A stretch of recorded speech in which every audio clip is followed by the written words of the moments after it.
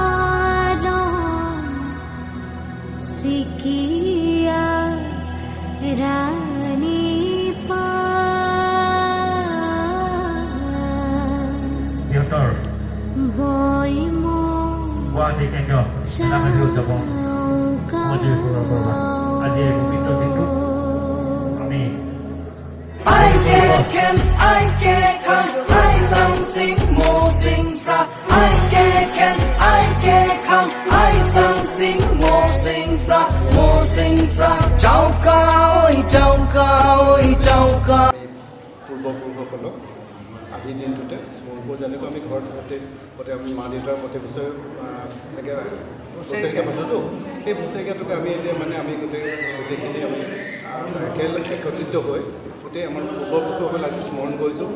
আমি যেনেকৈ তেখেতলোকক এটাই অনুৰোধ কৰিছোঁ বা আমি তেখেতলোকক স্মৰণ কৰোঁ যে তেখেতলোকে আমাক আশীৰ্বাদ কৰক, আমাৰ এই আহোম সকলোকে যাতে সুস্থভাৱে সুস্থ